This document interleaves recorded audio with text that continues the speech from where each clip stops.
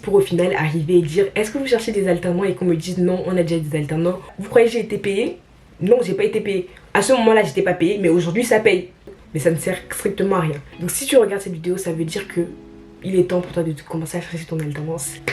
Faut se lever pour commencer à faire les prospections.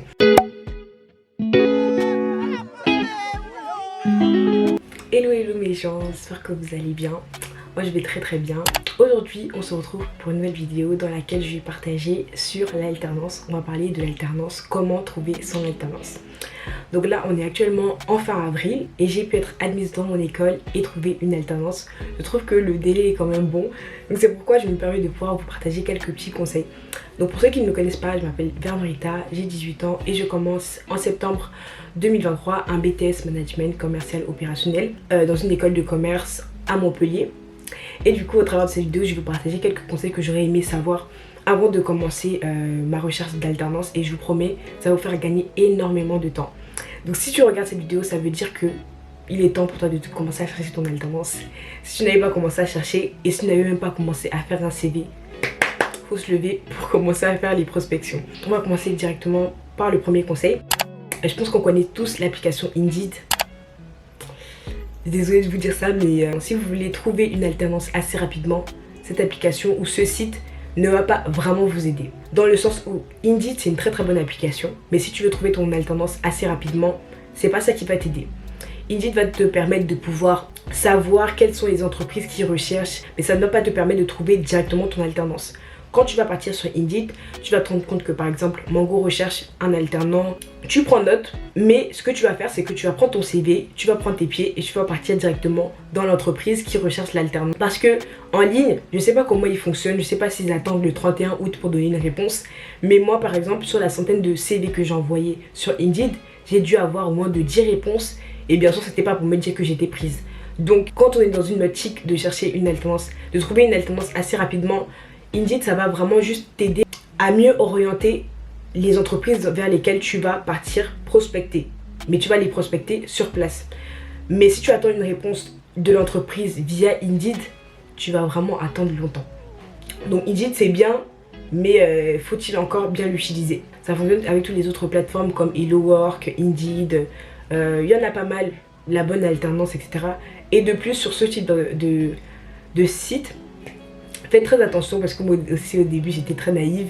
Il y a environ 50% des offres d'emploi qui sont, surtout quand c'est en alternance du coup, qui sont mises par des écoles. Donc si toi tu as déjà trouvé ton école, quand tu vas postuler, fais attention que ce ne soit pas une école qui propose. Notamment vous allez avoir des trucs comme MBA School, machin school, ou alors LeaseCode, des trucs comme ça.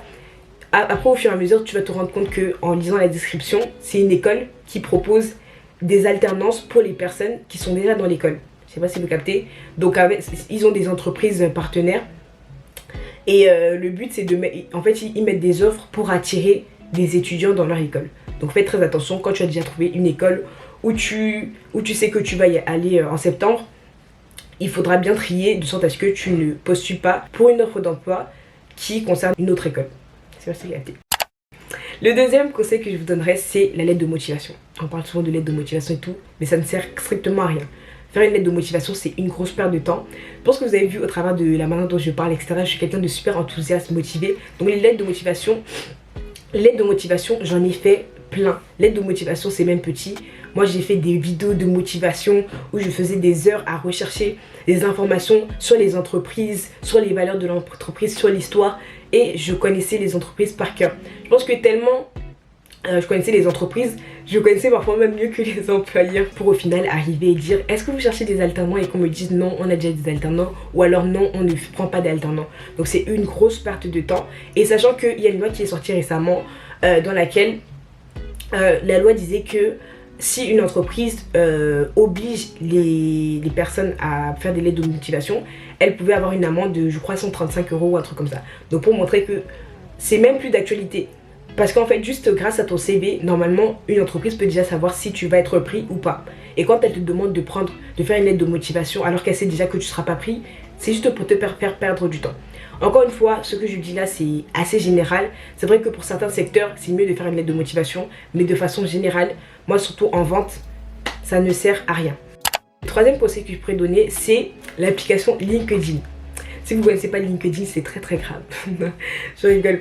En gros, LinkedIn, c'est un peu le réseau social professionnel dans lequel tu peux te créer un réseau. Donc c'est vrai que pour les gens de notre âge, surtout les gens de mon âge à moi, soit on ne connaît pas LinkedIn, soit on n'est pas du tout sur la plateforme, mais c'est super important, ça peut vraiment vous aider parce que ça va te permettre de créer un réseau. Et sachez que c'est grâce à un réseau que parfois certaines personnes trouvent leur alternance, grâce aux contacts, etc., etc. Ça n'a pas été le cas pour moi, mais ça peut vous aider. Donc ce que tu vas faire, c'est que tu vas te créer un compte LinkedIn, mettre tes expériences, etc., etc., te connecter à certaines personnes.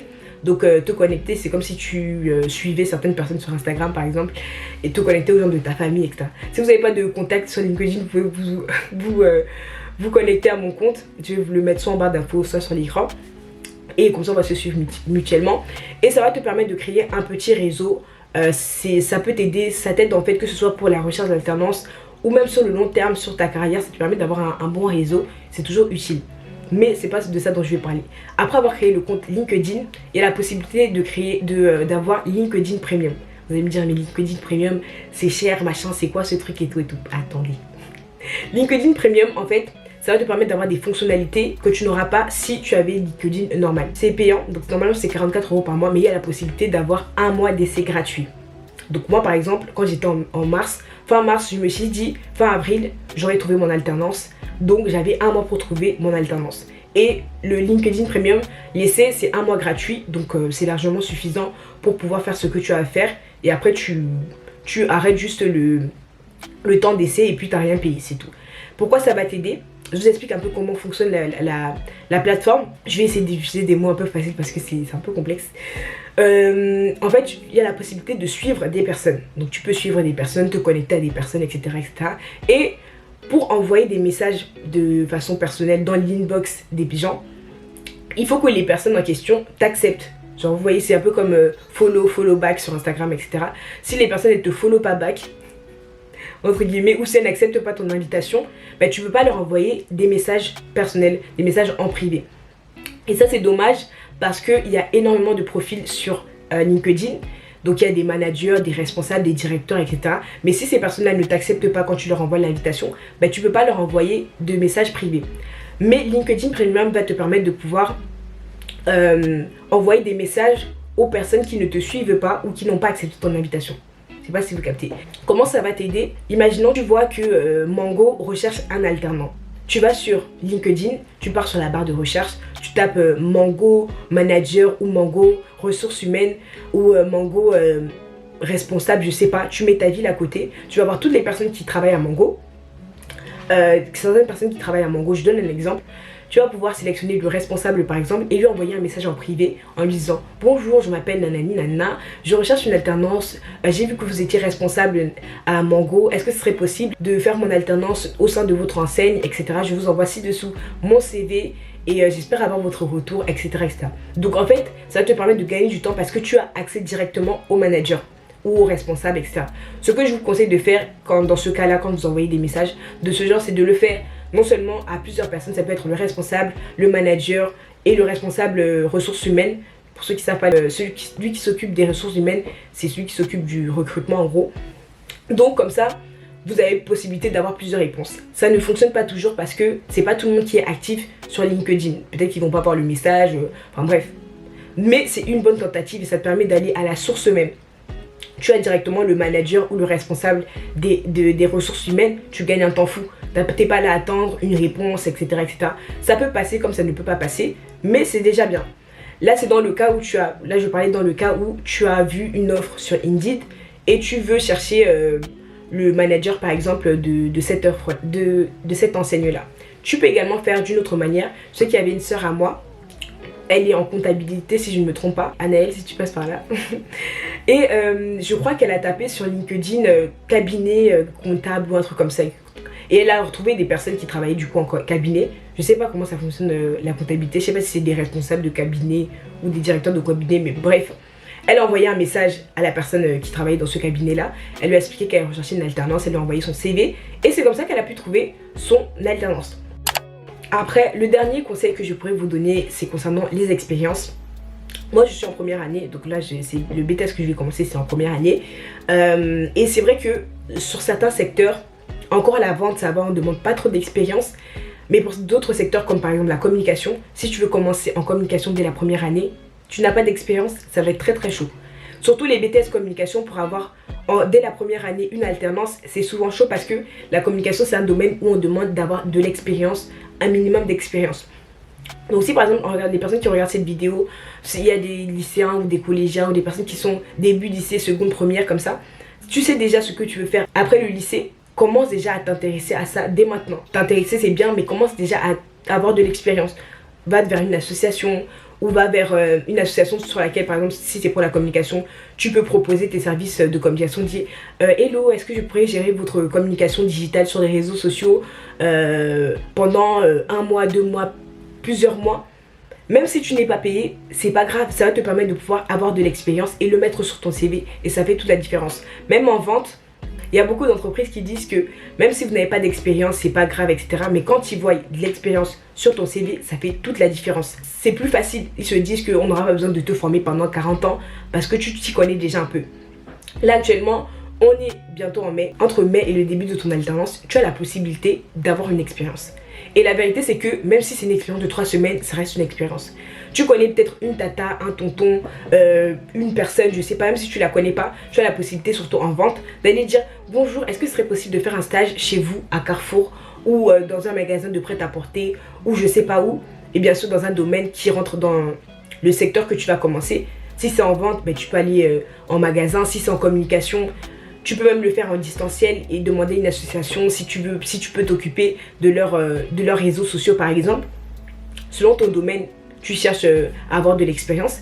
Et au final, même si tu n'es pas payé, ben, ça va te créer de l'expérience. Moi aujourd'hui, quand j'ai fait l'entretien où j'ai été prise en alternance, ils étaient deux, il y avait 2 employeurs.